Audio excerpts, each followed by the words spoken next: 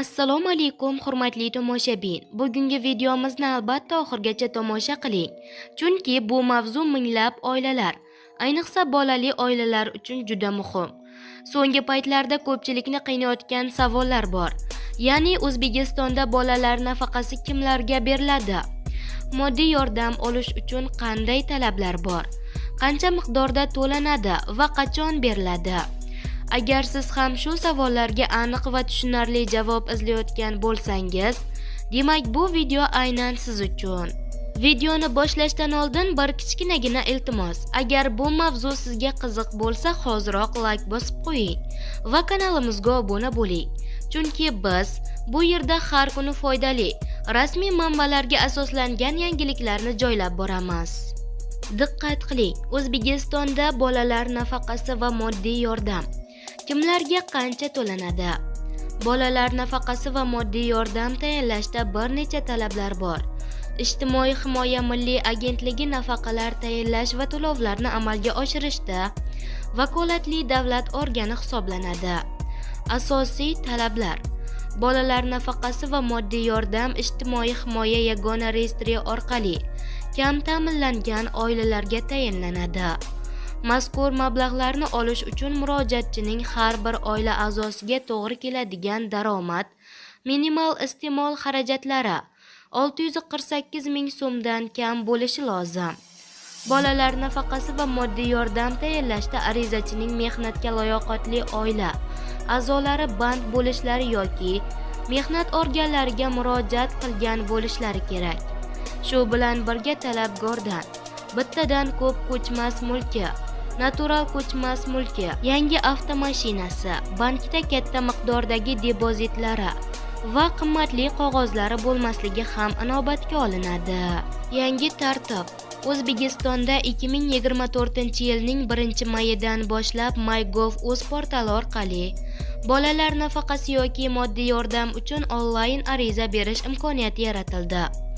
Bolalar nafaqasi yoki moddiy yordam olish uchun ariza berish, ularni ko'rib chiqish, tayinlash va to'lashning amaldagi tartibi saqlab qolingan holda yana bir qo'shimcha tartib joriy etildi. Unga ko'ra, endilikda arizachi mahalla fuqarolar yig'iniga tashrif buyurib, Inson ijtimoiy xizmatlar markazi direktori nomiga ariza bilan murojaat qilishi mumkin. Umuman olganda, har ikkala usulda topshirilgan arizalar bir xil muddatda va bir xil mezonlar asosida ko'rib chiqiladi. Qancha to'lanadi? Hozirda bolalar nafaqasi miqdori oilada 3 yoshgacha bo'lgan bir bola uchun 325 ming so'm.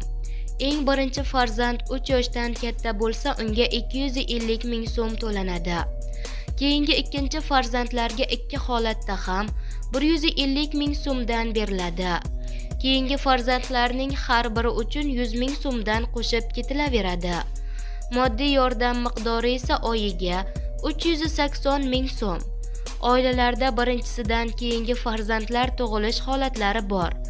Amaldagi tartibga binoan yangi tug'ilgan chaqaloq to'g'risidagi ma'lumotlar FHDY organining axborot tizimidan onlayn va avtomat tarzda olinadi.